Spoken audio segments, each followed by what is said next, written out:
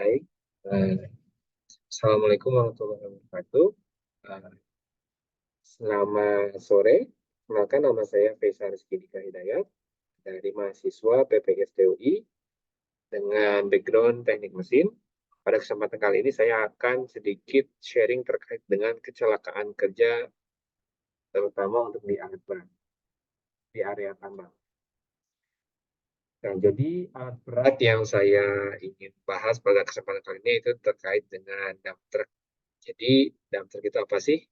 Dump truck ini merupakan salah satu jenis alat berat yang digunakan di area pertambangan yang berfungsi untuk mengangkut hasil tambang atau kita sebut prosesnya dengan hauling, juga untuk menurunkan hasil tambang yang tadi diangkut ke sebuah tempat atau penyimpanan stockpile. Nah, prosesnya itu disebut dengan dumping. Jadi pada gambar kali ini ada salah satu jenis dump truck ya, itu dari merek Hino.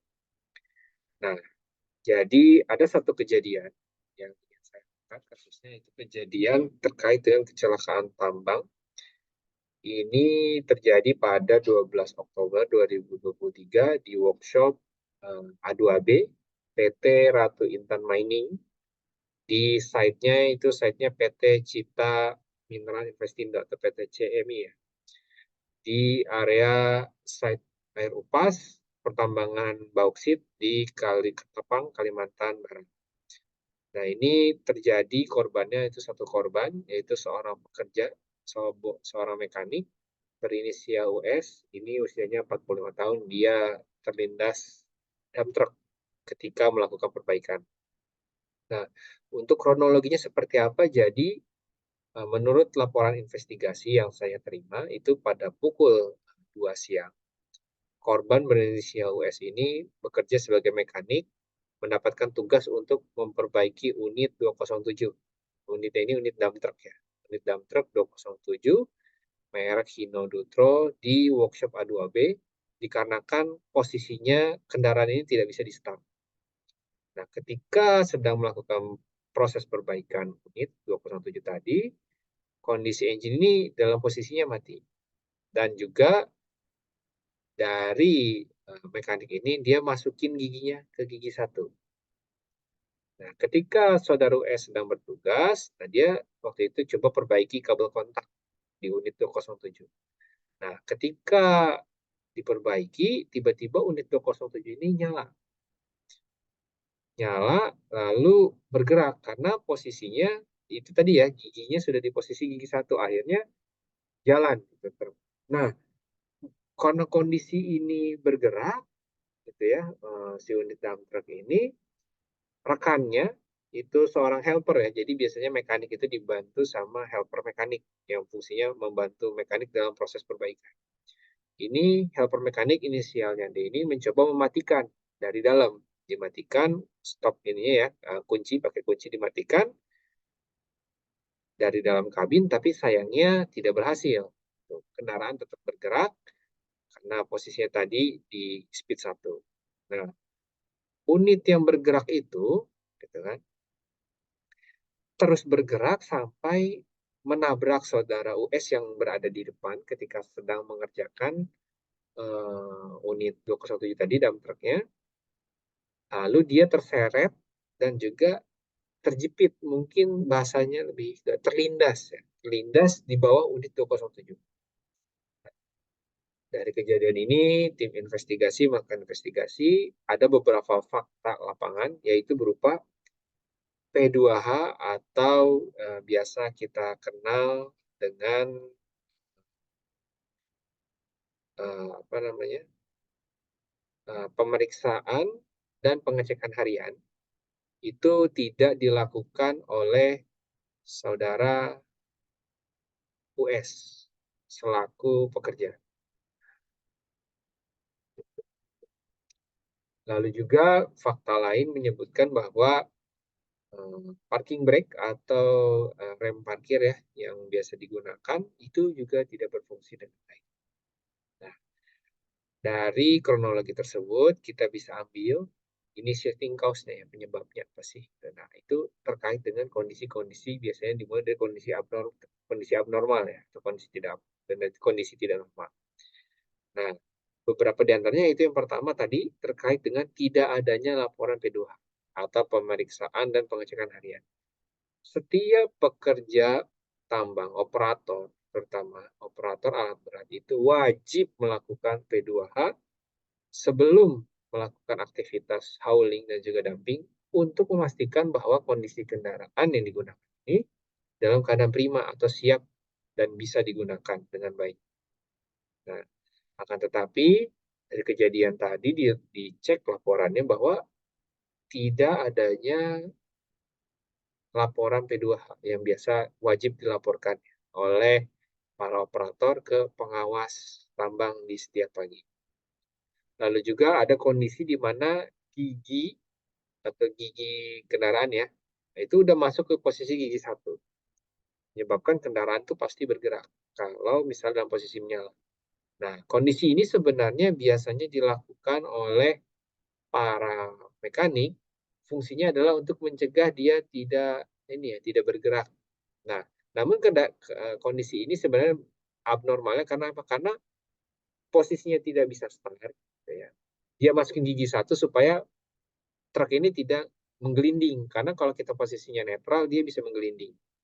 Nah, kan tetapi dia masukkan gigi 1, nah ketika dia coba memperbaiki kontak listrik yang ada di kendaraan dump truck tadi, diperbaiki ternyata tiba-tiba nyala. Nah, karena nyalanya posisi gigi 1 itu kan nyala mesin, bergeraklah itu dump truck yang akhirnya menyebabkan saudara US ini tertabrak dan juga terlindas oleh dump truck. Nah, biasanya setiap kendaraan itu ketika dalam posisi mati ya atau dalam posisi parking itu biasanya digunakan parking brake. Nah, cuman parking brake ini ketika dicek oleh tim investigasi dari laporan juga tidak berfungsi dengan baik. Tidak berfungsi dengan baik ini adalah dalam arti bisa tetap bergerak kendaraannya walaupun sudah tuas brake atau parking brake-nya sudah diaktifkan. Sehingga kendaraan walaupun sudah posisi parking brake masih bisa berjalan. Lalu juga ketika lakukan proses pekerjaan ini tidak ada dokumen-dokumen administrasi pendukung. Biasanya seperti izin bekerja atau JSA ya, Job Safety Analysis, atau terkait dengan ini ya, dokumen-dokumen pendukung seperti kondisi kerusakannya apa, SOP, itu juga tidak ditemukan. Dan juga pengguna tidak menggunakan loto ketika melakukan perbaikan. Nah, dari beberapa kondisi abnormal ini, kita bisa lihat bahwa misalnya keadaan yang seharusnya dilakukan oleh almarhum saudara US untuk mencegah terjadinya kecelakaan itu tidak dilakukan dengan baik. Nah, sehingga kita perlu melakukan implementasi safeguard yang bisa mendukung dan juga menyelamatkan ya para rekan-rekan kerja mekanik agar kejadian seperti ini tidak terulang. Nah, untuk preventive safeguard-nya sendiri sebenarnya yaitu yang pertama itu perlu adanya dokumen pendukung. Dokumen pendukung ini seperti apa sih? Salah satunya ada Job Safety Analysis atau JSA. JSA ini berisi terkait dengan ketika kita melakukan pekerjaan itu ada potensi-potensi apa saja sih yang bisa terjadi. Ya, dari potensi-potensi tadi kita bisa melakukan analisa risiko. Nah, tentunya kalau ada JSA, gitu kan, kita bisa ambil ancang-ancang atau bisa waspada.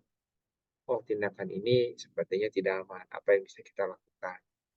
Dan tentunya ketika ada JSA juga biasanya dilengkapi dengan dokumen tambahan lainnya seperti SOP ya, atau standar operasional prosedur. Lalu juga untuk mencegah kejadian ini perlu dilakukan adanya P2H rutin. P2H tadi pentingnya karena ketika dilakukan pengecekan sebelum melakukan aktivitas, kalau ternyata ada fungsi-fungsi yang dirasa tidak berfungsi dengan baik, para operator bisa melaporkan kejadian tersebut ke pengawas tambang, yang mana nanti pengawas tambang akan menghubungi dari pihak maintenance supaya pihak maintenance bisa melakukan perbaikan dengan segera sehingga unitnya bisa cepat beroperasi dengan baik ya. Tentunya apabila itu tidak diperbaiki dan juga terjadi kecelakaan seperti ini menyebabkan MA atau MA dan PA dari kendaraan alat berat ini jatuh ya, karena kan tidak bisa dioperasikan dengan normal akibat adanya kecelakaan dan harus dihentikan ya sementara sehingga proses investigasi selesai. Tentunya ini akan mengurangi profitabilitas ya dan juga meningkatkan downtime. Lalu juga perlu adanya pemasangan loto ya sebagai salah satu tindakan pencegahan. Nah, loto ini biasanya dipasang di area baterai ya, baterai aki ataupun bagian kontrol. Ini juga penting karena ketika kita bekerja lebih dari satu orang, biasanya kan kadang ada yang pekerjaannya ya tidak tahu gitu ya. Apalagi kalau kita proses melakukan perpindahan shift. Kadang kita nggak tahu nih pekerjaan sudah sampai mana, nanti kalau di asal gitu ya, dia lepas tag-nya, ketika besoknya kerja lagi, tim yang pagi, oh dikiranya sudah beres, ternyata ketika dilakukan kecelakaan, ketika dinyalain, bisa terjadi kecelakaan. Ini penting dari sisi motor juga. Dan juga fungsi parking brake yang sebenarnya vital, sangat vital itu dan selalu akan dicek pada saat melakukan baik itu breakdown maintenance, overhaul, dan juga preventive maintenance itu biasanya harusnya dicek, tapi kondisi tidak aman ini tidak dicek ya dengan baik dan terlewatkan sehingga terjadilah kecelakaan ini. Tentunya dari sini kita bisa belajar bahwa dari tim pihak maintenance harus melakukan pengecekan lebih baik lagi sehingga ketika kejadian ini terjadi lagi bisa dicegah ya. Nah, tentunya ketika kita sudah melakukan tindakan pencegahan, terkadang kita masih belum bisa ya melakukan pencegahan itu dengan sempurna. Ada satu atau dua elemen atau kesempatan yang menyebabkan potensi kecelakaan ini bisa terjadi. Nah, tentunya kita bisa coba minimalisir atau kita mitigasi dengan mitigatif safeguard. Nah, apa yang bisa kita lakukan? Yang pertama yaitu terkait dengan penggunaan wheel chock atau ganjal ban. Nah, biasanya untuk di beberapa perusahaan-perusahaan multinasional yang besar ya, yang cukup mumpuni, biasanya setiap kendaraan itu dilengkapi dengan wheel chock. Wheel chocknya bukan cuma sisi depan doang atau sisi belakang doang, tapi biasanya dilengkapi dua arah, depan belakang. Nah, kenapa harus kita pakai wheel chock? Jadi wheel chock ini sebenarnya berfungsi untuk menahan momentum. Jadi terkadang kita kendaraan ya bisa punya momentum kecil.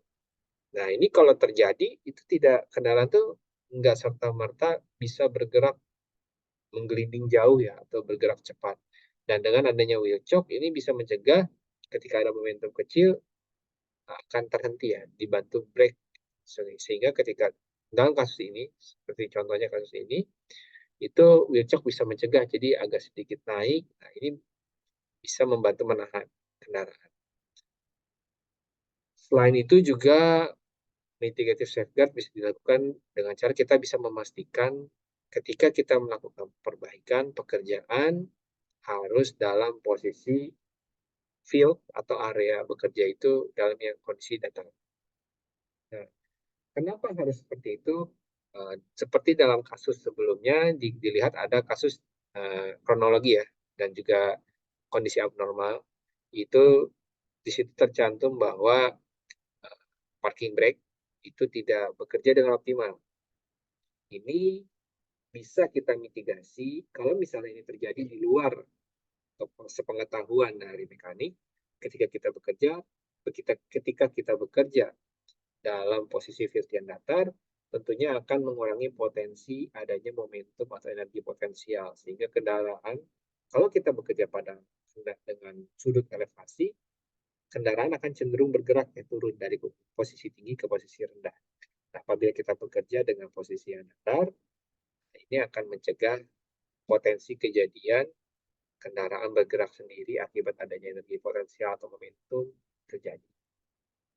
Mungkin sekian dari saya. Terima kasih. Assalamualaikum warahmatullahi wabarakatuh.